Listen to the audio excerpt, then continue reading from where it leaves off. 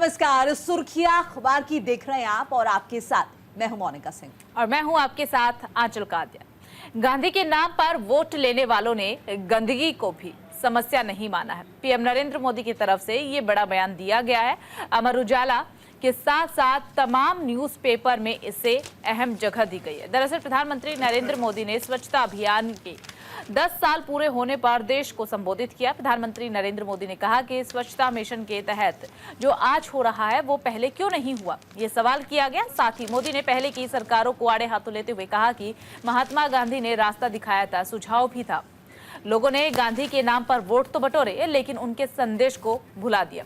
PM Narendra Modi ने आगे अपनी बात को बढ़ाते हुए कहा कि एक बहुत बड़ा वर्ग था जो गंदगी करना अपना अधिकार मानता था। कोई स्वच्छता करे तो उनके सम्मान को चोट पहुंचती थी और अपने अहंकार में जीते थे। जब हम सब स्वच्छता करने लग गए तो उन्हें लगा कि मैं जो करता हूं वह भी बड़ा काम है। अब कई लोग मेरे साथ जुड़ रहे हैं। स्वच्छ भारत अभियान से बहुत बड़ा मनोवैज्ञानिक परिवर्तन भी आया है। सफाई करने वालों का सम्मान भी हो रहा है। तो देखिए, कल स्वच्छता अभियान को 10 साल पूरे हुए हैं। 2 अक्टूबर के दिन ही 10 साल पहले इस अभियान की शुरुआत हुई थी। ऐसे में पीएम नरेंद्र मोदी की तरफ से एक्स पर पोस्ट कर कई तस्वीरें भी साझा की गई। साथ ही साथ लोगों को संबोधित भी पीएम नरेंद्र मोदी ने किया और कांग्रेस पर हमलावर नजर आए। ये देखिए, कई अखबारों में इस खबर को इंपॉर्टेंस दी गई है। दैनिक जागरण खबर आपको दिखा रहे हैं और स्क्रीन पर भी आप एक अखबार की कटिंग देख रहे हैं। गांधी के नाम पर वोट लेने वालों ने गंदगी की कभी समस्या को नहीं माना है, ये प्रधानमंत्री नरेंद्र मोदी ने जिक्र किया। 2024 साल चल रहा है और 2014 का साल आपको याद होगा, जो 2 अक्टूबर के वक्त स्वच्छता मिशन की शुरुआत प्रधानमंत्री नरेंद्र मोदी द्वारा ही की गई थी। तो कल 2 अक्टूबर का दिन गांधी जयंती का दिन अलग अलग तरह से मनाया गया देश भर में। और इस बीच देखिए, स्वच्छता अभियान में भी एक बार फिर से इस अभियान को जोर दिया गया। स्वच्छ भारत अभियान की वर्षगांठ पर दिल्ली के स्कूल में प्रधानमंत्री नरेंद्र मोदी ने झाड़ू लगाकर सफाई का संदेश दिया। पीएम ने कहा कि ये केवल एक दिन का आयोजन नहीं है, बल्कि युगों युगों तक किए जाने वाला प्रयास है। एक बड़ी कोशिश है और लोगों को अपने आसपास के स्थलों को वैसे ही साफ रखना चाहिए जैसे कि पूजा स्थलों को वो रखते हैं। गांधी जयंती के मौके पर स्वच्छ भारत अभियान की 10वीं वर्षगांठ के मौके पर प्रधानमंत्री नरेंद्र मोदी ने पहले की सरकारों को भी स्वच्छता के मामले में कटघरे पर खड़ा किया है। उन्होंने कहा कि महात्मा गांधी के नाम पर वोट लेने वाली सरकारें ने कभी गंदगी को माना नहीं, उन्होंने गंदगी को ही जीवन मान लिया है, जिंदगी मान लिया है। कभी शौचालयों की कमी राष्ट्रीय मुद्दा पहले हुआ ही नहीं करती थी। मोदी ने कहा कि एक प्रधानमंत्री का पहला दायित्व आम लोगों के जीवन को सरल बनाना है। उन्होंने कहा कि मैंने शौचालयों, सैनिटरी पैड की बात की है और आज नतीजे भी इसके हम देख रहे हैं। देश की 60% आबादी एक दशक पहले खुले में शौच के लिए विवश थी। कि दलित, पिछड़े और जनजातीय समुदाय का अपमान था। महिलाओं के लिए जो वक्त था बहुत मुश्किलों भरा था, जिससे अब जो है बहुत कहीं ना कहीं देखिए राहत जो है वो प्रधानमंत्री नरेंद्र मोदी ने कहा कि अब लोगों को मिली है, महिलाओं को मिली, क्योंकि स्थितियां जो है वो बदल गई हैं। तो कल देखिए, पूर्व प्रधानमंत्री जो है लाल बहादुर शास्त्री की भी जयंती थी, इसके साथ साथ गांधी जयंती भी थी। और एक अलग चीज़ हमने देखा, स्वच्छता मिशन जिसकी शुरुआत 2014 में प्रधानमंत्री नरेंद्र मोदी द्वारा की गई थी, उसे भी 10 साल पूरे हो रहे थे। तो एक बड़ा मौका था और देश के अलग अलग हिस्सों में स्वच्छता अभियान को एक बार फिर से जोर शोर से जो है मनाया गया, इसे याद किया गया। और इस बीच देखिए, अपील लगातार लोगों से की गई कि साफ सफाई रखें अपने आसपास। जैसा आप किसी पूजा स्थल पर जाते हैं और वहाँ पर आप जिस तरह की पवित्रता की उम्मीद करते हैं, जिस सफाई की उम्मीद करते हैं, या फिर अपने घर के अंदर जिस तरह सफाई रखते हैं, ठीक वैसी ही सफाई आपको बाहर भी रखनी है। तभी शायद जब मिलजुल कर सब इस मिशन को आगे बढ़ाएंगे तो वाकई में एक दिन हम देखेंगे कि स्वच्छता मिशन जो है, जिसका जिक्र प्रधानमंत्री मोदी ने कहा कि ये कोई एक दिन की बात नहीं है, ये एक टीम वर्क है जिसे सब को मिलकर करना है। कहीं ना कहीं तब जाकर हम इसके नतीजे देख पाएंगे, लेकिन शुरुआत हो चुकी है। और आपको याद होगा 2014 का वो वक्त आंचल, जब प्रधानमंत्री नरेंद्र मोदी ने बाकायदा झाड़ू लगाकर जब शुरुआत की थी, तो हमने देखा कि तमाम केंद्रीय मंत्री भी अलग अलग जगह पर जो है वो सड़कों पर उतर आए, झाड़ू उन्होंने लगाई और बड़े बड़े नेताओं ने भी इसमें हिस्सा लिया। एक बाकायदा एक मुहिम शुरू की गई थी। इससे पहले हमें याद है कि NGOs ही इसे लेकर जो है कहीं ना कहीं जागरूक नजर आते थे। बिल्कुल। और देखिए, एक चीज़ और दर्शकों के साथ साझा करना चाहेंगे, जब कल इस अभियान को 10 साल पूरे हो गए तो ऐसे में पीएम नरेंद्र मोदी ने स्वच्छता स्वच्छ भारत अभियान आरंभ होने के 10 साल पूरे होने के इस खास अवसर पर स्वच्छता से संबंधित 9,600 करोड़ रुपए से अधिक की कई परियोजनाओं का उद्घाटन और शिलान्यास भी किया है। इस अवसर पर पीएम नरेंद्र मोदी ने दिल्ली के नवयुग स्कूल के बच्चों के साथ झाड़ू भी लगाई है, स्वच्छता का संदेश भी दिया है। वो तस्वीरें खुद पीएम नरेंद्र मोदी ने अपने सोशल मीडिया प्लेटफॉर्म एक्स पर साझा की है, जब बच्चों के साथ पीएम नरेंद्र मोदी ने झाड़ू लगाई थी। और ये तस्वीरें कोई पहली बार साझा नहीं हुई है, इससे पहले भी हमने देखा है समय समय पर पीएम नरेंद्र मोदी इस अभियान में बढ़ चढ़ करके हिस्सा लेते हुए नजर आए हैं। न केवल केंद्रीय मंत्री बल्कि पीएम नरेंद्र मोदी ने खुद इस अभियान में बढ़ चढ़ करके समय समय पर हिस्सा लिया और तस्वीरें जो हैं वो सोशल मीडिया पर खुद उन्होंने शेयर की है। जब भी उन्होंने इस अभियान में हिस्सा लिया है तो एक संदेश जो है पूरे देश को देने की कोशिश उन्होंने की है कि स्वच्छता बेहद ही ज़्यादा ज़रूरी है, और कल भी उन्होंने वही संदेश देने की कोशिश की है। आपको बता दें कि उन्होंने कई बातों का तो यहाँ पर जिक्र किया ही किया। एक तरफ अगर देखा जाए तो कांग्रेस पर निशाना साधते हुए भी नजर आए, लेकिन इसी के साथ उन्होंने महात्मा गांधी का मानना ये था, महात्मा गांधी के कुछ जो श्लोक है वो भी उन्होंने बच्चों के साथ भी साझा किए, देश के साथ भी साझा किए। उनकी तरफ से कहा गया है कि महात्मा गांधी का मानना था कि भारत तभी विकसित हो सकता है जब आदिवासी समुदाय विकसित होगा। भारत सरकार आदिवासी विकास के लिए भी काम लगातार कर रही है, प्राथमिकता जो है वो दी जा रही है। इसीलिए ही 63,000 आदिवासी गाँव को विकसित करने के लिए धरती आबा जनजातीय ग्राम उत्कर्ष अभियान पर 80,000 करोड़ रुपए खर्च किए जाएंगे। इस योजना से 5 करोड़ से अधिक लोगों को लाभ मिलेगा। प्रधानमंत्री नरेंद्र मोदी ने अपनी बात को आगे बढ़ाते हुए कहा कि मुझे खुशी हो रही है कि देश तरक्की कर रहा है, देश विकास की तरफ बढ़ रहा है, हमारे इन योजनाओं को सफलता मिल रही है। मोदी ने कहा कि खुशी तो हो ही रही है, लेकिन इस योजना की शुरुआत भगवान बिरसा मुंडा की धरती से हो रही है, इस बात पर ज्यादा खुशी मुझे हो रही है। तो कई बातों का यहाँ पर पीएम नरेंद्र मोदी की तरफ से जिक्र किया गया, योजनाओं का शुभारंभ किया और हर एक समाज को लेकर के उन्होंने कल कोशिश की है कि कम शब्दों में लेकिन संदेश स्पष्ट करने की कोशिश यहाँ पर की जाए। बहरहाल खबरों में आगे बढ़ते हैं।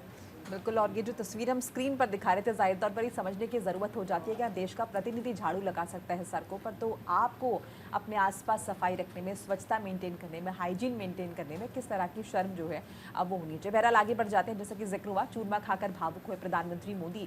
नीरज चोपड़ा की माँ को बाकायदा पत्र लिखा है। अमर उजाला में फ्रंट पेज पर इस खबर का जिक्र है। ओलंपियन नीरज चोपड़ा ने प्रधानमंत्री नरेंद्र मोदी को, और ये देखिए स्क्रीन पर आपको खबर भी दिखा रहे हैं, आपके हाथ का चूरमा खाकर माँ की याद आ गई। नीरज चोपड़ा की माँ को चिट्ठी लिखी गई है और प्रधानमंत्री नरेंद्र मोदी जो है कितने भावुक नजर आए हैं। तो देखिए आपको दिखा भी रहे हैं तस्वीरें, आप ध्यान से देखिए। नीरज चोपड़ा आपको तस्वीर में नजर आएंगे, नीरज चोपड़ा की मां आपको तस्वीर में नजर आएंगे। अपनी मां के साथ नीरज चोपड़ा ने ये तस्वीर साझा की है। और पीएम नरेंद्र मोदी ने भी खिलाड़ियों से अक्सर प्रधानमंत्री नरेंद्र मोदी मुलाकात करते रहते हैं। प्रधानमंत्री नरेंद्र मोदी अक्सर खिलाड़ियों से मुलाकात करते हैं, उनका हौसला बढ़ाते हैं। तो ऐसे में प्रधानमंत्री की भारत यात्रा के अवसर पर आयोजित भोज में पीएम नरेंद्र मोदी की जेवलिन थ्रोवर और ओलंपिक पदक विजेता नीरज चोपड़ा की मां से भी मुलाकात हुई। नीरज चोपड़ा से भी मुलाकात हुई। इस दौरान नीरज चोपड़ा ने प्रधानमंत्री को अपनी मां के हाथों का बना हुआ चूरमा खिलाया, चूरमा भेंट किया। चूरमा खा करके बुधवार को पीएम नरेंद्र मोदी ने नीरज की मां को पत्र लिखा। पीएम नरेंद्र मोदी ने सरोज देवी नीरज की मां का नाम है, सरोज देवी को पत्र लिखा और कहा कि आशा है आपका स्वास्थ्य सकुशल होगा और आप खुश होंगे। इसी के साथ उन्होंने कहा कि प्रधानमंत्री की भारत यात्रा के अवसर पर आयोजित भोज में मुझे भाई नीरज से मिलने का अवसर मिला। उनसे जब मुलाकात हुई, चर्चाएं हुई, तो चर्चाओं के बीच मेरी खुशी तब और ज्यादा बढ़ गई जब उन्होंने मुझे आपके हाथों का बना हुआ स्वादिष्ट चूरमा दिया और जब मैंने वो चूरमा खाया। आज इस चूरमे को खाने के बाद आपको ये पत्र लिखने में भी ज्यादा खुशी मुझे हो रही है और पत्र लिखने से अपने आप को मैं रोक भी नहीं पाया हूँ कि मेरा मन नहीं माना और इसलिए मैंने भावुक होते हुए ये पत्र आपको लिखा है। भाई नीरज अक्सर मुझसे इस चूरमे की चर्चा करते रहते हैं, लेकिन आज से पहले मैंने कभी भी चूरमा नहीं खाया था। आज इसे खा करके मैं भावुक हो गया हूं। तो प्रधानमंत्री नरेंद्र मोदी ने भावुक होते हुए नीरज चोपड़ा की मां को ये पत्र लिखा है, जिसमें कई बातों का उन्होंने जिक्र किया है। नीरज चोपड़ा को लेकर के कहा है कि अक्सर उनसे मुलाकात होती है, आपके चूरमे की तारीफ अक्सर नीरज चोपड़ा करते रहते, लेकिन जब मैंने ये चूरमा खाया तब मुझे समझ में आया कि नीरज अक्सर इस चूरमे की तारीफ क्यों करता है। मैं भी अपने आप को रोक नहीं पाया और इसलिए मैंने ये पत्र आपको लिखा है। देखिए, आप प्रधानमंत्री मोदी ने उनकी माँ का धन्यवाद किया। ज़ाहिर तौर पर ये एक इमोशनल एंगल दिखाता है और ये दिखाने की कोशिश है कि कहीं न कहीं प्रधानमंत्री मोदी कितने ग्राउंडेड हैं। अब वो इमोशंस भी जो है साझा करते हैं। ज़ाहिर तौर पर प्रधानमंत्री पद एक प्रोटोकॉल वाला पद होता है, लेकिन प्रधानमंत्री नरेंद्र मोदी ये कोशिश करते हैं कि वो ज़्यादा से ज़्यादा लोगों से जुड़ें, अपने इमोशंस जो हैं, अपने भाव जो हैं वो ज़ाहिर करें, और उसी की बानगी जो है वो देखने को मिली है जब उन्होंने नीरज चोपड़ा की माँ के हाथ का चूरमा खाया और इस बात का जिक्र किया, आभार व्यक्त किया और बताया कि अब मुझे ये चूरमा बहुत पसंद आया है। तो अक्सर जैसे कि अभी हमने जिक्र भी किया कि प्रधानमंत्री नरेंद्र मोदी खिलाड़ियों से मिलते हैं, जब खिलाड़ी कोई बड़े गेम के लिए बाहर जाते हैं, टूर्नामेंट के लिए जाते हैं, और उस वक्त अगर उस तरह की सफलता नहीं भी मिलती है जिसकी उम्मीद कर रहे हैं, तो हमेशा उनका ये होता है कि मोटिवेशन आपका जो है, मोराल आपका डाउन नहीं होना चाहिए। आपका काम है सिर्फ परफॉर्म करना, और अगर परफॉर्मेंस बहुत अच्छी हो तो उसके प्रधानमंत्री नरेंद्र मोदी अक्सर मिलते भी और एक बार फिर से हौसला अफजाई करते हुए नजर आते हैं। कुछ ये हमने मन की बात के दौरान भी देखा है, छात्रों से मिलते हैं। तो ये वही एक एंगल है प्रधानमंत्री नरेंद्र मोदी का, वही उनका एक तरीका है कि किस तरह से वो लोगों से जुड़ने की भी ज़्यादा से ज़्यादा कोशिश जो है करते हुए नजर आते हैं।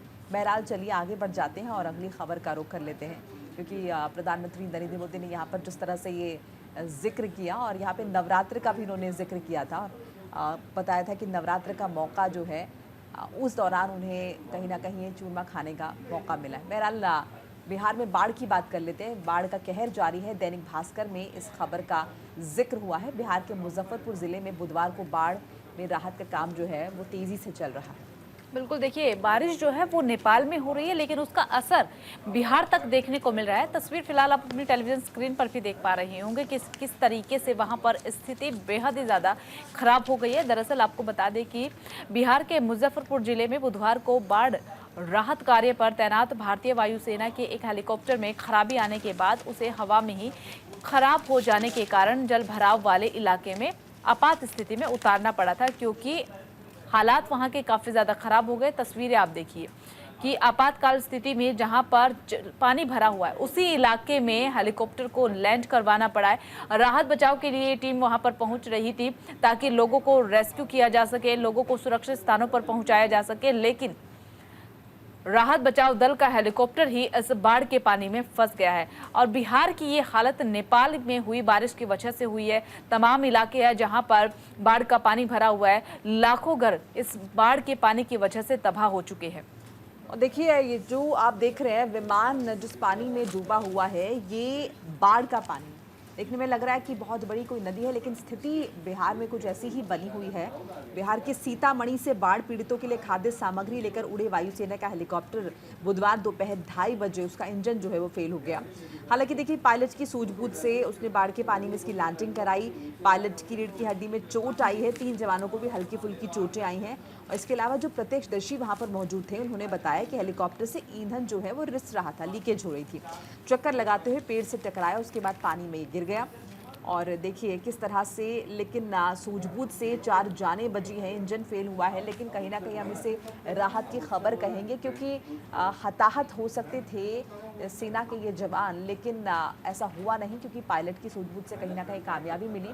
तो जिस तरह की स्थिति फिलहाल बिहार में बनी हुई है, बाढ़ की स्थिति बनी हुई है, मूसलाधार बारिश की वजह से बहुत सारे लोग जो बेघर हो गए, ऐसे में उन्हें दरकार है राहत सामग्री की, और वही राहत सामग्री पहुंचाने के लिए सेना का ये विमान जो है जा रहा था। नेपाल में जिस तरह की स्थितियां बनी हुई है, वहां पर मूसलाधार बारिश हो रही है, नदियां अपने उफान पर है। अगर हम देखेंगे तो नदियों का जो जल है वो खतरे के निशान से ऊपर बह रहा है। उसका असर अक्सर जो है, नेपाल का असर जो है वो बिहार में देखने को मिलता है। बिहार में भी बहुत सारी नदियां हैं जो कि खतरे के निशान से ऊपर बह रही हैं। बहुत सारे ऐसे रास्ते हैं जो ख़राब हो गए हैं, क्षतिग्रस्त हो गए हैं। बहुत सारे ऐसे गाँव हैं जो कि बाढ़ से बुरी तरह से प्रभावित है, लोग बेघर हुए हैं। इस बीच जो बिहार सरकार के मंत्री हैं वो लगातार जायज़ा भी ले रहे हैं और लोगों से मदद का आश्वासन भी लोगों को दिया जा रहा है। राहत सामग्री बांटी जा रही है, और वही राहत सामग्री लेकर ये जो विमान है सेना का ये निकला। लेकिन इस बीच देखिए, ये भी सवाल उठ रहे हैं कि इंजन में का एक खराबी कैसे थी इसमें, क्या जब ये विमान उड़ा था तो क्या उससे पहले चेकिंग नहीं की गई थी, क्या उससे पहले इंश्योर नहीं किया गया कि विमान में किसी भी तरह की तकनीकी खराबी नहीं है, क्योंकि ये विमान देखिए हादसे का शिकार हुआ है। हो सकता है कि हादसा बड़ा हो जाता अगर बाढ़ के पानी में इसकी लैंडिंग नहीं कराई जाती। बहरहाल आगे बढ़ जाते हैं और अगली खबर का रुख कर लेते हैं। लेबनान में भीषण जंग शुरू हो चुकी है। दैनिक जागरण ने इस खबर को अहम जगह दी है। आपको बता दें, इजराइल ने लेबनान में हिजबुल्लाह के खिलाफ अपने अभियान को और भी तेज कर दिया है और तेज करते हुए जमीनी सैन्य कार्रवाई शुरू कर दी है। इजराइल लेबनान में अभी तक हवाई हमले कर रहा था, जिसके बाद उसने जमीनी हमला शुरू करने की तैयारी शुरू कर दी है। मामले में इजराइल डिफेंस फोर्स ने सोशल मीडिया पर पोस्ट भी किया है, बताया कि इन हमलों को पूरी तरह से राजनीतिक नेतृत्व के तहत किया जा रहा है और जो भी सटीक खुफिया जानकारी मिली है उसके आधार पर इस कार्रवाई को अंजाम दिया जा रहा है। तो देखिए, आपको बता दें कि जंग तो शुरू हो चुकी है, लेकिन जंग के ऐलान के साथ ही क्या कुछ प्रतिक्रियाएं सामने आ रही, किस तरीके के बयान सामने आ रहे, वो भी आपको बता दें। इजराइल और अमेरिका ने कहा है कि बड़ी कीमत चुकानी पड़ेगी ईरान को, क्योंकि ईरान ने परसों देर रात 10 बजे के करीब ताबड़तोड़ कई मिसाइलें इजराइल पर दागी है और करीब कई लोग इसमें मारे भी गए हैं। हालांकि इजराइल की तरफ से कहा गया है कि कोई भारी नुकसान नहीं हुआ, लेकिन ईरान का बड़ा दावा है कि इस हमले से इजराइल को काफी नुकसान हुआ है। अब इसी को लेकर के इजराइल और अमेरिका एक साथ नजर आए और कहा है कि बड़ी कीमत तो दुश्मन को चुकानी पड़ेगी। दूसरी तरफ ईरान भी चुप नहीं बैठा है। ईरान की तरफ से कहा गया है कि इजराइल ने अपराध बंद नहीं किए तो एक बार फिर से हमला होगा, दोगुनी ताकत के साथ इस बार हमला किया जाएगा। अब तो करीब 1 घंटे तक मिसाइलें दागी थी, लेकिन अब की बार जो होगा हमला बड़ा किया जाएगा। ईरान ने 6 महीने के भीतर इजराइल पर 2 बड़े हमले कर दिए। अब तीसरे की तैयारी में ईरान फिलहाल नजर आ रहा है, जैसे कि सोर्सेज के हवाले से जानकारी मिल रही है और जिस तरीके के बयान ईरान की तरफ से दिए जा रहे हैं उनसे भी अंदाजा लगाया जा रहा है। भारत ने ईरान की यात्रा से परहेज करने की एडवाइजरी भी जारी कर दी। ये भारत का स्टैंड है इस पूरे घटनाक्रम को लेकर के। दरअसल आपको बता दें कि लगातार जो इजराइल है वो फिलहाल इस वक्त कई जगह पर लड़ाई लड़ रहा है, न केवल ईरान बल्कि इससे पहले हिजबुल्लाह से भी लड़ाई हो रही थी। लेबनान में हिजबुल्लाह के प्रभाव वाले दक्षिणी इलाके पर इजरायली सेना ने कार्रवाई और ईरान के इजराइल पर मिसाइल हमले से पश्चिमी एशिया में तनाव ज्यादा बढ़ता हुआ नजर आ रहा है। लेबनान में हिजबुल्लाह के साथ इजराइल सेना की जंग शुरू हो चुकी है। इसमें इजराइल के 8 सैनिक मारे गए हैं, 27 घायल बताए गए। मरने वालों में बताया जा रहा है कि 3 कैप्टन स्तर के अधिकारी भी है। इसी के साथ इजरायली सेना ने हिजबुल्लाह के 20 लड़ाकों को भी मार गिराने का दावा जो है वो किया है। इससे पहले मंगलवार देर रात को इजराइल ने 181 बैलिस्टिक मिसाइलें ईरान पर दागी थी। देखिए, मिसाइलों को लेकर के फिलहाल अभी तस्वीरें स्पष्ट नहीं है। ईरान की तरफ से कहा जा रहा है कि हमने 200 के करीब मिसाइलें दागी। इजराइल ने दावा किया है कि 180 मिसाइलें दागी। तो अभी आंकड़ा जो है मिसाइलों का वो स्पष्ट नहीं है, लेकिन ये जरूर कहा जा रहा है कि 150 से ज्यादा मिसाइलें जो है वो दागी गई है, जिससे कि भारी नुकसान जो है वो इजराइल को हुआ है। वेस्ट बैंक में एक फलस्तीन भी मारा गया है। इसी के साथ कुछ लोग गंभीर रूप से घायल हुए। ईरान ने 6 महीने के भीतर इजराइल पर 2 बड़े हमले कर दिए, जिसका जिक्र मैं पहले भी कर चुकी हूँ कि 2 बड़े हमले किए हैं। अब ऐसे में एक जो जंग है वो शुरू हो चुकी है और इस जंग की वजह से पश्चिमी एशिया में तनाव बढ़ता ही जा रहा है। तनाव शांत होने का नाम नहीं ले रहा है। इजराइल के प्रधानमंत्री नेतन्याहू ने स्पष्ट कर दिया है कि ईरान ने बड़ी गलती की है हमसे पंगा लेकर, उसे इसकी कीमत तो चुकानी पड़ेगी और बड़ी कीमत चुकानी पड़ेगी। इतना ही नहीं, अमेरिका की तरफ से भी बयान सामने आया। अमेरिका ने कहा है कि ईरान को कड़ा जवाब दिया जाएगा। तो वहीं पर ईरान के राष्ट्रपति मसूद की तरफ से कहा गया है कि इजराइल ने आपराधिक कृत्य बंद नहीं किए तो उसे और भी हमले झेलने होंगे। हम भी कोई हाथों में चूड़ियां पहन करके नहीं बैठे हैं, हमले हमारी तरफ से भी किए जाएंगे, बदला हम भी लेंगे। तो इस तरीके के बयान जो है वो सामने आ रहे हैं। लेकिन इजराइल और ईरान में टकराव की वजह से स्थितियां काफी ज्यादा खराब हो चुकी है। इसका असर विश्व बाजार पर भी पड़ना को मिल सकता है, देखने को मिल सकता है। आर्थिक व्यवस्था पर भी इसका असर पड़ सकता है। लेकिन इस पूरी जंग को लेकर के भारत का क्या स्टैंड है वो भी आपको क्लियर कर देते हैं। भारत ने साफ तौर पर कह दिया है कि ईरान की यात्रा से फिलहाल परहेज किया जाएगा। एडवाइजरी जो है वो भी भारत की तरफ से जारी कर दी गई है। तो देखिए, ईरान ने हमला किया है और इजराइल ने कह दिया है कि दूसरी दफ़ा हमला हुआ है, लेकिन हम भी चुप नहीं बैठेंगे। इस बीच देखिए, अंतर्राष्ट्रीय समुदाय जो है वो 2 धाड़ों में बटा हुआ नजर आ रहा है। कुछ लोग इजराइल को सपोर्ट करें, जैसे कि अमेरिका, ब्रिटेन जो है साफ तौर पर वो इजराइल को सपोर्ट कर रहे हैं और इस बीच देखिए ईरान के समर्थन में भी है। और अगर इजराइल पलटवार करता है ईरान पर तो जाहिर तौर पर उसकी मुश्किलें भी बढ़ा सकते हैं। ऐसे बहुत सारे प्यादे हैं मिडिल ईस्ट में जो कि जाहिर तौर पर इजराइल की मुश्किलें भी बढ़ा सकते हैं। इस बीच ये भी बता दें, अगली खबर भी इसी से जुड़ी हुई है। इजराइल का ईरान पर जवाबी हमला किसी भी वक्त तेल और गैस उत्पादन केंद्र निशाने पर हो सकते हैं। द इकोनॉमिक टाइम्स में इस खबर को फ्रंट पेज पर जगह मिली है और भी कई अखबारों में इस खबर को तरजीह जो है वो दी गई है।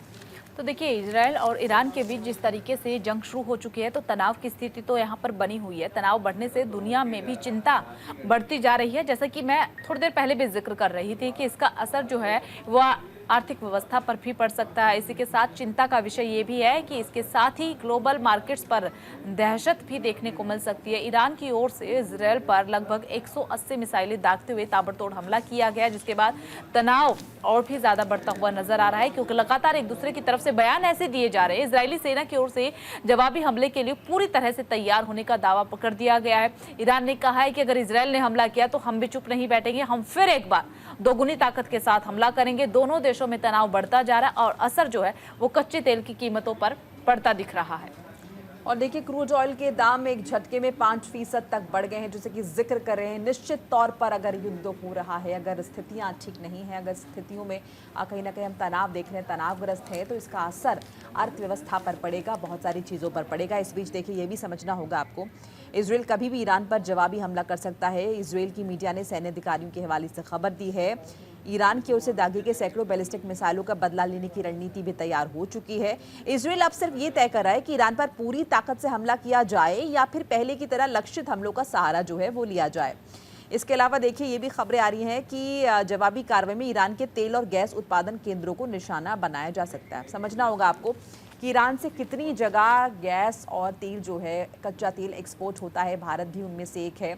अब अगर उन्हें निशाना बनाया जाएगा तो जाहिर तौर पर बहुत सारी चीज़ें ख़राब होंगी, नष्ट होंगी, असर कीमतों पर पड़ेगा, असर ग्लोबल इकॉनमी पर पड़ेगा, असर महंगाई पर पड़ेगा, असर बाजार पर पड़ेगा। बहरहाल एक छोटा सा ब्रेक यहाँ पर ले लेते हैं। खबरें लगातार जारी हैं, आप देखते रहिए न्यूज़ इंडिया। ब्रेक के बाद एक बार फिर सुर्खियां अखबार की में आप सभी का स्वागत है। सोनम वांगचुक रिहा। दरअसल बापू को श्रद्धांजलि देने के बाद खत्म किया अनशन। द इंडियन एक्सप्रेस के साथ साथ तमाम न्यूज़पेपर ने इस खबर को अहम जगह दी है। जलवायु कार्यकर्ता सोनम वांगचुक और लद्दाख के कई अन्य लोगों ने महात्मा गांधी के समाधि राजघाट पर बुधवार शाम श्रद्धांजलि अर्पित की और बताया कि उन्हें पुलिस हिरासत से रिहा कर दिया गया है। इसी के साथ उन्होंने अपना अनशन भी समाप्त कर दिया है। वांगचुक ने बताया है कि उनके समूह ने अपनी मांगों को सूचीबद्ध करते हुए सरकार को एक ज्ञापन सौंपा है। उन्होंने इस बात का भी जिक्र किया है कि हमें जल्द ही शीर्ष नेतृत्व के साथ बैठक करने का आश्वासन भी दिया गया है। वांगचुक ने बताया ये भी है कि हमने अपना अनशन खत्म कर दिया है। देखिए, उन्होंने महात्मा गांधी की समाधि पर श्रद्धांजलि अर्पित करने के बाद पत्रकारों से कहा कि हमने सरकार को एक ज्ञापन सौंपा है कि लद्दाख के लिए ऐसे प्रावधान किए जाएं जिससे इसकी परिस्थिति को संरक्षित किया जा सके। और इस प्रावधान के लिए छठी अनुसूची है जो स्थानीय लोगों को संसाधनों पर शासन और प्रबंधन का अधिकार जो है वो देती है। 150 से ज़्यादा लोगों को हिरासत में रिहा किया गया। हिरासत से वांगचुक अपने साथ आए लोगों के साथ बुधवार शाम राजघाट गए थे और महात्मा गांधी को उन्होंने श्रद्धांजलि दी। इस दौरान उन्होंने संतोष जाहिर किया और कहा कि देखिए, उन्होंने कहा कि अपनी मांगों के संबंध में हमने सरकार को एक ज्ञापन सौंपा है।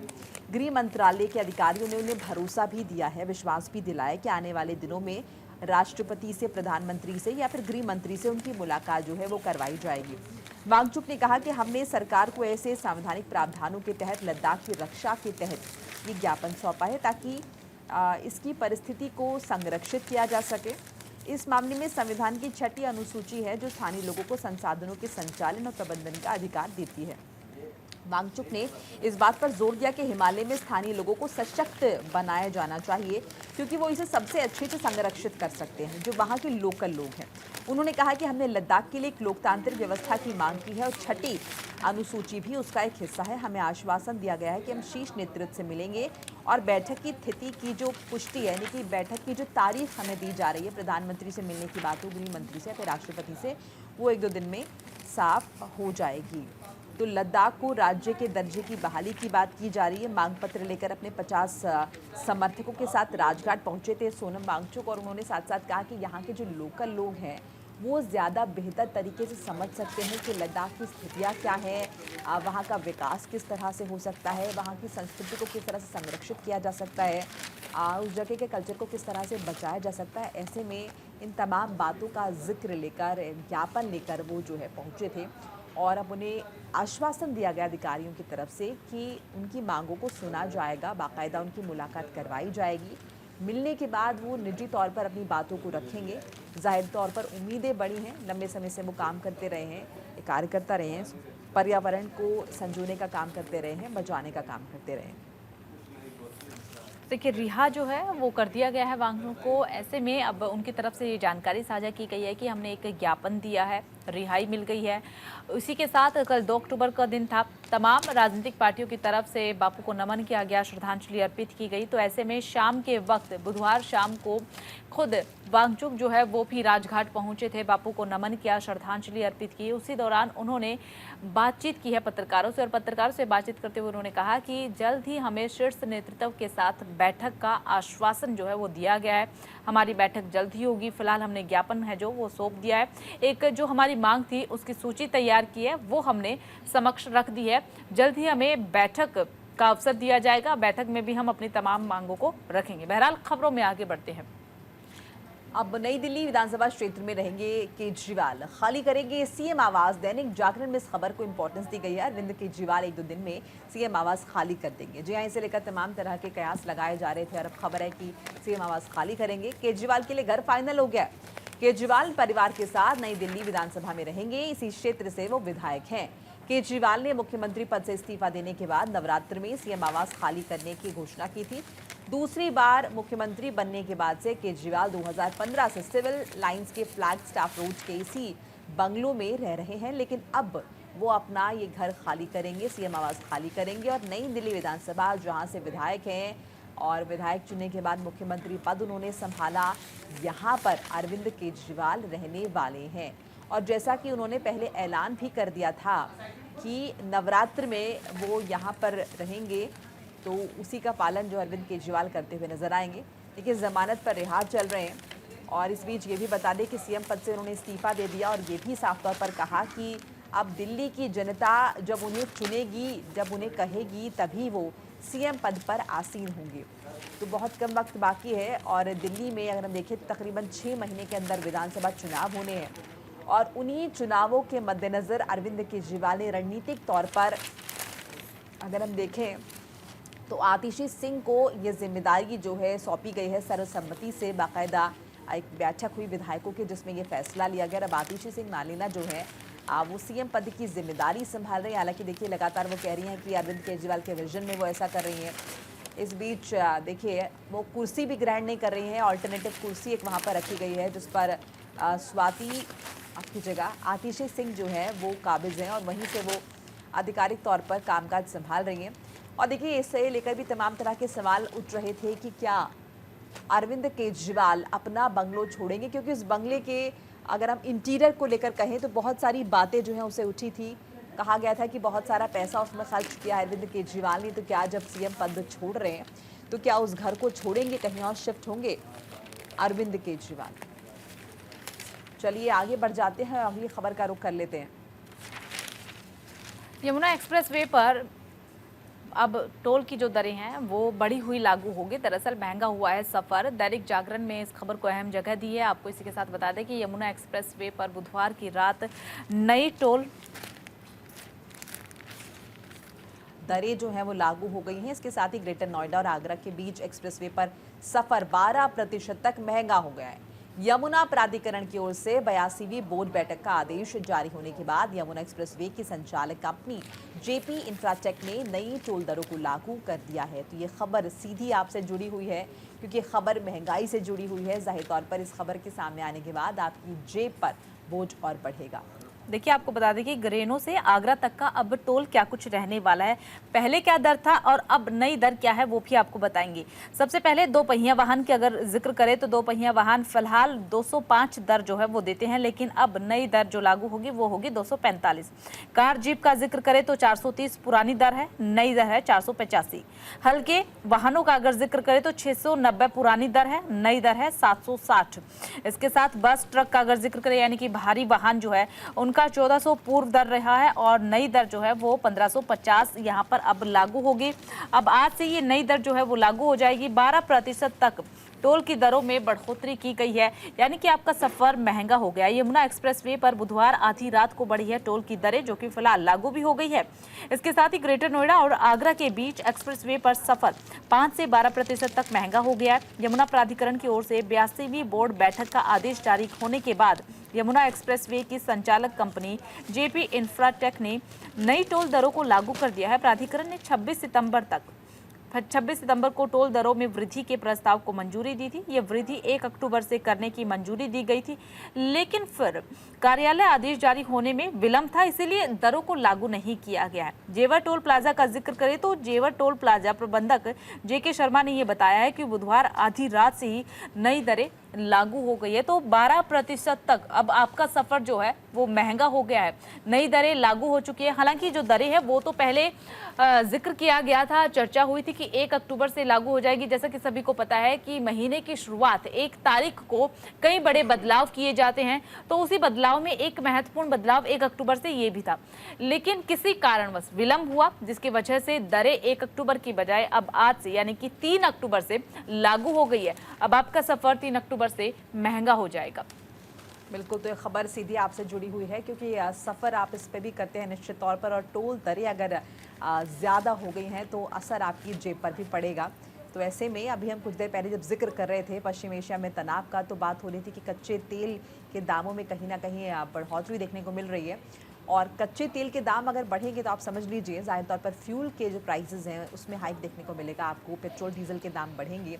और इस बीच देखिए टोल की दरों की बात भी हो रही। कुल मिलाकर अगर हम देखें तो जो सफ़र हम कर रहे हैं वो सफ़र महंगा होने वाला है, और कुल मिलाकर हम सफ़र करते हुए नजर आएंगे इसी महंगाई की वजह से। चलिए महंगाई की खबर से आगे बढ़ जाते हैं और दूसरी खबर का रुख कर लेते हैं। दिल्ली पुलिस ने एक बड़ी छापेमारी की है, बड़े पैमाने पर ड्रग तस्करी का भंडाफोड़ किया है और 562 किलोग्राम कोकीन जो है वो जब्त की गई है। द टाइम्स ऑफ इंडिया में इस खबर को इंपॉर्टेंस दी गई है। दिल्ली पुलिस ने महिपालपुर के गोदाम से 562 किलोग्राम कोकीन बरामद किया है। तो क्या आपको बता दें कि वरिष्ठ अधिकारियों ने बुधवार को ये जानकारी भी दी है कि ये शहर में सबसे बड़ी ड्रग्स जब्ती में से एक है। प्रतिबंधित पदार्थ की सोर्सिंग और बिक्री में उनकी भूमिका के लिए 4 लोगों को फिलहाल गिरफ्तार कर लिया गया है। चारों ही लोगों से पूछताछ भी की जा रही है। जांचकर्ताओं ने कहा है कि इस जब्ती की कीमत करीब 2000 करोड़ है। हालांकि अधिकारियों ने ये नहीं बताया है कि इसकी संख्या तक कैसे पहुंचे हैं, बल्कि किस तरीके से जानकारी मिली उसका अभी तक खुलासा नहीं हुआ है। लेकिन ये जरूर कहा जा रहा है कि जब्त की गई दवाओं की अंतर्राष्ट्रीय कीमत 500 करोड़ से 800 करोड़ के बीच होगी। पुलिस ने इस बात का भी जिक्र किया है कि त्योहारी सीजन और देश भर में होने वाले संगीन कार्यक्रमों में से एक है। ऐसे में पहले ड्रग्स को दक्षिणी अमेरिका देशों में भी मंगाया गया था। अब ये बड़ा जो है भंडाफोड़ जो है वो पुलिस की तरफ से किया गया है। गिरफ्तारी इसमें 4 लोगों की हो चुकी है, उनसे लगातार पूछताछ की जा रही है। तमाम सवाल है कि आखिरकार इतनी भारी मात्रा में कोकीन आया कहां से, इसको कहां पर सप्लाई करना था, क्या कुछ रोड मैप था, उन्हीं सवालों के जवाब तलाशने के लिए लगातार पुलिस जो गिरफ्तार 4 युवक किए उनसे पूछताछ कर रही है। और साथ ही सबसे बड़ा खुलासा ये कि इन सब के पीछे मास्टरमाइंड कौन है। कोकीन क्या अपने देश में पाकिस्तान की ओर से आया, अमेरिका की ओर से आया, किसकी तरफ से आया, ये भी जानने की कोशिश लगातार यहाँ पर हो रही है।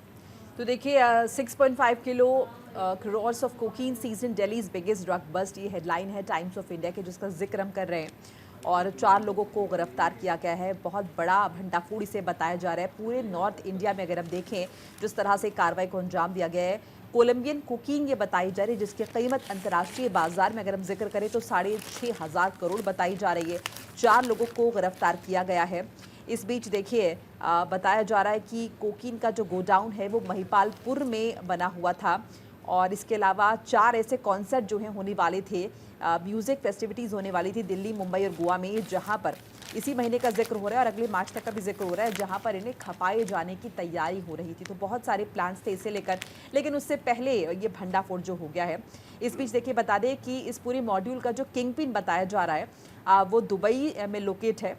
इसके अलावा अब उसे पकड़े जाने की कोशिश की जा रही, सूत्रों के हवाले से खबर मिल रही है। इस बीच ये भी बता दें कि ये जो कार्टेल है, ये जो सप्लाई हो रही है कोकीन की, इसे कहाँ से लाया जाता है। देखिए सेंट्रल अमेरिका से लाया जाता है, जैसा कि कोलंबिया का जिक्र हो रहा है, पेरू का जिक्र हो रहा है, कोलंबिया, मेक्सिको और रास्ता क्या रहा है, अफ्रीका और दुबई के रास्ते जो है इसे लाया जाता है। और जो मंशा क्या रहती है, मंशा ये रहती है कि कॉलेज स्टूडेंट्स को टारगेट बनाया जाए, उनके बीच इसकी सप्लाई की, जिसके साथ साथ जो वर्किंग प्रोफेशनल्स हैं उन्हें ये सप्लाई किया जाए। बहुत सारे लोग ऐसे हैं दिल्ली मुंबई के जो कि बड़े बड़े घरानों से ताल्लुक़ रखते हैं, बहुत पैसे वाले हैं और ये शौक़ रखते हैं, तो उन तक इस कोकीन की सप्लाई जो है वो की जानी है। तो बहुत सारे इनपुट मिले थे जिसे लेकर ये बड़ी छापेमारी जो है वो की गई है। टिप मिला था जिसके बाद दिल्ली पुलिस ने ये बड़ी रेड की है। ग्रेड ए का ये कोलंबियन कोकीन बताया जा रहा है, बहुत ही हाई क्वालिटी का, जिसे पुलिस द्वारा जो है वो किया गया है, जब्त किया गया। और इस बीच देखिए सबसे बड़ी बात ये हो जाती है कि अगर 4 बड़े कॉन्सर्ट्स का जिक्र हो रहा है, ये भी बताया जा रहा है कि ये जो म्यूज़िक फेस्टिवल्स हैं ये दिल्ली मुंबई और गोवा में होने वाले थे। दिल्ली मुंबई गोवा में अगर ये फेस्टिवल्स होने वाले थे तो आप समझ सकते हैं कि कितने बड़े सेलिब्रिटीज़ और बड़ी शख्सियत जो है यहाँ पर जुटने वाली थी। उनके बीच इसे खपाने की तैयारी जो है वो की जा रही थी। अंतर्राष्ट्रीय प्लेयर्स इसमें बहुत सारे इन्वॉल्व हैं। दुबई में इसका किंगपिन बताया जा रहा है जो कि इन्वॉल्व है। हालांकि लगातार कोशिश जो है वो की जा रही है सरकार की तरफ से कि इसमें कहीं ना कहीं उन्हें पकड़ के लाने में कामयाबी मिले। इस बीच ये भी आपको बता दें कि जिस गोडाउन का जिक्र हो रहा है वो तुषार गोयल नाम के शख्स का है। इसके अलावा और भी बहुत सारी जानकारियां जो हैं वो मिल रही हैं। लेकिन इस बीच देखिए चूँकि ये बहुत बड़ी मात्रा है और इसकी जो कीमत बताई जा रही है अंतर्राष्ट्रीय बाज़ार में वो बहुत ज़्यादा है। ऐसे में इसे पूरे उत्तर भारत का अब तक का अगर हम देखें तो बहुत बड़ी कार्रवाई जो है इसे बताई जा रही है। देखिए इसी के साथ आपको ये भी बता दें कि 40 किलो थाईलैंड से गांजा भी जब्त किया गया है। इसकी खेप की कीमत 5,000 करोड़ रुपए से अधिक की आकी गई है। ड्रग्स विदेश से लाए जाने की बात सामने आ रही है। हालांकि पुलिस ने अभी इसकी पुष्टि नहीं की है, लेकिन ये जरूर आशंका जाहिर की गई है कि समुद्र मार्ग से ये सारा का सारा ड्रग्स कोकीन जो है वो लेकर के भारत आया गया है।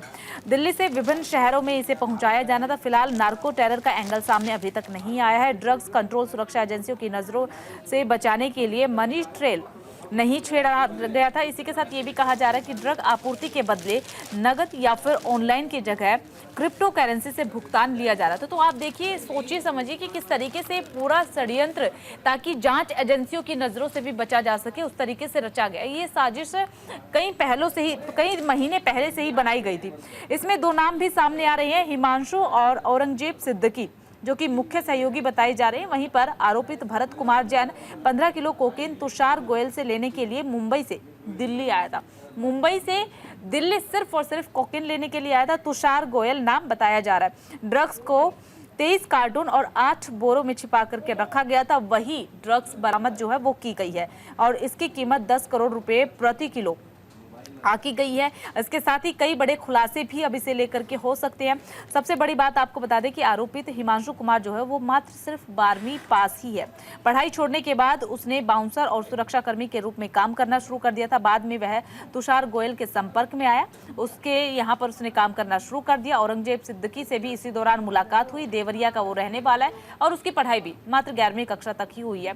तो तुषार के ड्राइवर के रूप में जो है वो सिद्दीकी काम किया करता था। इसी से एक दूसरे से मुलाकात होती है और यहीं से ये पूरी चैन बनती चली जाती है और फिर धीरे धीरे इन्होंने पूरे भारत में इस कारोबार को बढ़ाने के लिए अब ये एक बड़ी साजिश रखी। एक भारी मात्रा में कोकीन जो है वो बाहर से मंगवाई गई, समुद्र मार्ग से इसे मंगवाया गया। ना तो नकद में और ना ही बैंक में ट्रांसफर करने के लिए मनी का इस्तेमाल किया गया ताकि जांच एजेंसियों की नजरों से बचा जा सके। इसके लिए उन्होंने इस्तेमाल जो है वो क्रिप्टो करेंसी का किया है कि क्रिप्टो करेंसी से ही भुगतान किया जाएगा ताकि नजरों से भी बचा जा सके और हम अपने इस पूरे षड्यंत्र में कामयाब भी हो जाए। लेकिन कहते हैं ना, जब किस्मत बुरी होती है तो आप कितनी भी साजिश रच लीजिए, आपका भंडाफोड़ हो ही जाएगा। जांच एजेंसियों की नजर पड़ गई और भारी मात्रा में कोकीन भी बरामद हो गई। गिरफ्तारी अब इस पूरे मामले में 4 लोगों की हो चुकी है। बहरहाल खबरों में आगे बढ़ते हैं। लंबे गीले मौसम के बाद मानसून दिल्ली से विदा हुआ है। हिंदुस्तान टाइम्स के साथ साथ तमाम न्यूज़पेपर में अहम जगह दी है। IMD के अनुसार दक्षिणी पश्चिमी मानसून बुधवार को दिल्ली के आधिकारिक रूप से समाप्त हो गया। सामान्य से एक सप्ताह बाद 60% से अधिक अतिरिक्त वर्षों के साथ जो राष्ट्रीय राजधानी में दर्ज किया गया 7वां सबसे अधिक वर्षा वाला मौसम है। इस वर्ष के लंबे और गीले मौसम के दौरान मानसून के चले जाने से अक्सर भारी बारिश के कारण पूरे शहर में व्यापक अराजकता और विनाश होता है। जून, जुलाई, अगस्त और सितंबर के, ये 4 महीने ऐसे हैं मॉनसून महीनों में कहा जाता है दिल्ली में लगभग लगातार बारिश हुई है, जिसका मतलब है कि आईएमडी के रिकॉर्ड के अनुसार दिल्ली के मौसम का प्रतिनिधित्व करने वाले सफदरजंग स्टेशन पर इस मॉनसून ने 1029.9 मिलीमीटर बारिश यहां पर दर्ज की गई है। सालों के रिकॉर्ड इस बार टूटे हैं, जो कि वार्षिक सामान्य 640.4 मिलीमीटर से 60.8% अधिक रही है। तो देखिए सामान्य से 61% ज्यादा बारिश दर्ज की गई है। एक हफ्ता लेट मॉनसून गया, ये कुछ आंकड़े आपके साथ साझा करें। इसके साथ साथ ये भी बता दें कि अगस्त में सबसे ज्यादा बारिश जो है वो हुई है। दिल्ली में इस मॉनसून में अच्छी बारिश हुई है और मौसम विभाग के आंकड़े ये बता रहे हैं कि सबसे ज्यादा बारिश जो है वो अगस्त में हुई है। 390.3 मिलीमीटर बारिश जो है वो दर्ज की गई है, जो कि सामान्य से 67% ज्यादा है। इस महीने में सामान्य रूप से 233.1 मिलीमीटर बारिश दर्ज होती थी। इसके बाद जून और जुलाई में बदरा ठीक बरसे। इस दौरान 243.4 मिलीमीटर और 203 मिलीमीटर बारिश हुई है। इसमें जून के महीने में 228% ज्यादा बारिश हुई है, यानी कि रिकॉर्ड टूटे हैं इस बार। और ये भी आपको बता दें कि 2011 से ये दूसरी बार है जब सितंबर में 14 दिन बारिश रिकॉर्ड की गई है। तो बहुत सारे रिकॉर्ड्स इस बार टूटे हुए नजर आ रहे हैं। इस बीच ये भी बता दें कि अभी का तापमान जो है मौसम विभाग द्वारा बताया गया है कि मौसम में नमी होने की वजह से बहुत ज़्यादा गर्मी लोगों को नहीं झेलनी पड़ेगी। धूप खिली रहेगी, लेकिन फिर भी हवा चूँकि चलेगी इसलिए लोगों को राहत मिलेगी। और अगर हम टेम्परेचर की बात करें तो टेम्परेचर बेटर है, लेकिन अगर कुल मिलाकर हम देखें बारिश का रिकॉर्ड तो कहीं ना कहीं वो टूटा हुआ नजर आया है। चलिए आगे बढ़ जाते हैं, अगली खबर का रुख कर लेते हैं। दिल्ली की हवा पर पड़ोस का दबाव बिगड़ता जा रहा है मिजाज। अमर उजाला में इस खबर को इंपॉर्टेंस मिली है। मानसून के अलविदा होने के साथ ही दिल्ली पर अगर हम देखें तो कहीं ना कहीं हवा जो है खराब होती जा रही है। पड़ोसी राज्यों के प्रदूषण का दबाव बढ़ गया है। इससे राजधानी की हवा का मिजाज बिगड़ने लगा है। तकरीबन 60% की हिस्सेदारी हरियाणा, यूपी समेत दूसरे राज्यों की है, जबकि करीब 40% प्रदूषण का स्रोत दिल्ली का अपना है। दिलचस्प ये है कि हवा के बदलते रुख से कभी उत्तर प्रदेश का पलड़ा भारी पड़ता है तो कभी हरियाणा का। इस मामले में अक्टूबर के पहले 2 दिनों में दिल्ली में प्रदूषण फैलाने का बड़ा स्रोत हरियाणा रहा है। शुक्रवार तक हरियाणा से सबसे ज्यादा प्रदूषण राजधानी में पहुंचने का पूर्वानुमान है। भारतीय मौसम विज्ञान संस्थान ने दिल्ली के प्रदूषण के स्रोत का पता लगाने के लिए तैयार मॉडल से धूल के महीन कण PM 2.5 के अलग अलग स्रोत की पहचान की है। बुधवार को जारी आंकड़ों के मुताबिक अक्टूबर के पहले 2 दिनों में दिल्ली के स्थानीय प्रदूषक तकरीबन 33 और 38% रहे, जबकि हरियाणा से करीब 23 और 29.151% और यूपी से 2 और 7% प्रदूषक दिल्ली पहुंचे हैं। इस बीच दिल्ली में 40 और 25% प्रदूषक का स्रोत NCR से बाहर के राज्य का है, यानी कहीं ना कहीं हरियाणा का खासा प्रभाव जो है वो ये देखा जा रहा है। और अब देखिए मानसून तो जा चुका है, लेकिन नई जो समस्या उत्पन्न होगी वो आएगी पोल्यूशन की। धीरे धीरे आप देखेंगे कि दिल्ली NCR गैस के चैम्बर में तब्दील हो जाएगा। बड़ी भूमिका इसमें अदा करेगा दिवाली के टाइम का पोल्यूशन, जो कि क्रैकर्स पटाखों की वजह से होता है, आतिशबाजी की वजह से होता है। उसके अलावा पराली जब जलती हैं तो उसका असर दिल्ली पर किस तरह से होता है। हालांकि देखिए दिल्ली सरकार की तरफ से कहा जा रहा है कि तमाम इंतजाम कर लिए गए हैं, प्लान्स तैयार कर लिए गए हैं, आर्टिफिशियल रेन कराई जाएगी, अगर जरूरत पड़ी तो ऑड इवन जो है वो भी करवाया जाएगा। तो ये छोटे छोटे जो है तैयारियां कर ली गई हैं। इसके अलावा लोगों से कहा जा रहा है कि ज़्यादा से ज़्यादा पेड़ लगाएं और वो NGOs जो जागरूकता फैला रहे हैं उन्हें भी कहीं ना कहीं प्रोत्साहन देने के लिए बहुत सारे काम जो हैं वो दिल्ली सरकार की तरफ से किए जाएंगे। चलिए आगे बढ़ जाते हैं। वायुसेना विमान दुर्घटना के 56 साल बाद चमोली में सैनिक का शव उसके परिजनों को सौंपा गया है। द हिंदू के साथ साथ तमाम न्यूज़पेपर है जिनमें अहम जगह जो है इस खबर को दी गई है। अपनी मृत्यु के 56 साल बाद सैनिक नारायण सिंह का पार्थिव शरीर गुरुवार को उत्तराखंड के चमोली जिले में उनके पैतृक गांव पहुंचेगा, जहां उनके परिवार के सदस्य उनका स्वागत करेंगे। नारायण भारतीय वायुसेना के AN-12 परिवहन विमान में सवार 4 चालक दल के सदस्यों में से एक थे, जो 7 फरवरी 1968 को हिमाचल प्रदेश के रोहतांग के पास बर्फ से ढके पहाड़ों में दुर्घटनाग्रस्त हो गया था। तो देखिए आपको बता दें कि विमान में चालक दल समेत 102 यात्री भी सवार थे। भारतीय सेना के डोगरा स्काउट्स की एक संयुक्त टीम ने तिरंगा माउंटेन रेस्क्यू के प्रतिनिधियों के साथ मिलकर के इस सप्ताह की शुरुआत में ढाका ग्लेशियर के पास समुद्र तल से लगभग 16,000 फीट ऊपर दुर्घटना स्थल से 4 व्यक्तियों के अवशेष बरामद किए हैं। मिशन में शामिल भारतीय सेना के अधिकारियों के अनुसार नारायण आर्मी मेडिकल कोर यानी कि AMC में सिपाही थे। उनके शव की पहचान कर ली गई है। उनकी जेब से मिली पेबुक से उनकी पहचान हुई है। अभिलेखों से चमोली के कोलपुरी गांव का रहने वाला बताए जा रहे हैं। कोलपुरी गांव में उनका पता चला है। उनके परिवार को उनका पार्थिव शरीर अंतिम संस्कार के लिए दे दिया गया है और ये कहा जा रहा है कि 56 साल बाद बलिदानी मलखान सिंह का अंतिम संस्कार किया गया है। बेहद ही सम्मान के साथ अंतिम संस्कार किया गया है। तो देखिए, आपको बता दें कि सितंबर को ये पार्थिव शरीर मिला है। पैतृक गांव सैन्य सम्मान से यहाँ पर अंतिम संस्कार किया गया है। मलखान सिंह नाम बताया जा रहा है। बलिदानी मलखान सिंह को बुधवार को उनके पैतृक गांव में सैन्य सम्मान के साथ अंतिम संस्कार किया गया है। उनके अंतिम यात्रा में हजारों लोग उमड़े थे। 1968 में सियाचिन ग्लेशियर क्षेत्र में विमान हादसे का शिकार हुआ था। चलिए आगे बढ़ जाते हैं, अगली खबर का रुख कर लेते हैं। बुमराह फिर बने नंबर 1 का टेस्ट गेंदबाज। अमर उजाला में इस खबर को इंपॉर्टेंस दी गई है। तो देखिए, आपको बता दें कि भारत के तेज गेंदबाज जसप्रीत बुमराह बुधवार 2 अक्टूबर को रविचंद्र अश्विन को पीछे छोड़ करके दुनिया के नंबर 1 टेस्ट गेंदबाज बन गए हैं। बुमराह ने बांग्लादेश के खिलाफ टेस्ट सीरीज में जो है काफ़ी बेहतर प्रदर्शन किया है। बांग्लादेश के खिलाफ 2 मैच की टेस्ट सीरीज में काफ़ी ज़्यादा बेहतर प्रदर्शन बताया जा रहा है। अपने उम्दा प्रदर्शन से रैंकिंग में पहले पायदान पर पहुंच गए हैं। ऐसे में कहा जा रहा है कि दुनिया में सबसे पहला नंबर जो है उन्होंने हासिल कर लिया। वे पहले ही भारतीय तेज गेंदबाज बने हैं जिन्होंने टेस्ट रैंकिंग में पहला स्थान हासिल किया है। तो ये कहीं ना कहीं बुमराह के लिए भी और बुमराह के फैंस के लिए भी अच्छी खबर है, जो कि उन्हें पहले पायदान पर जगह मिल चुकी है। हालांकि बुमराह काफ़ी अच्छे गेंदबाज है और उनकी तारीफ हर जगह पर होती है। बम बम बुमराह के नाम से भी लोग अक्सर बुमराह को बुलाते हैं। उनके फैंस अक्सर उन्हें इसी नाम से बुलाते हैं। तो फिर से टॉप पर पहुंच चुके हैं। इससे पहले साल फरवरी में नंबर 1 गेंदबाज वो बने थे। बहरहाल इसी के साथ इस बुलेटिन में फिलहाल इतना ही। लगातार खबरों के लिए आप बने रहिए न्यूज़ इंडिया के साथ। नमस्कार।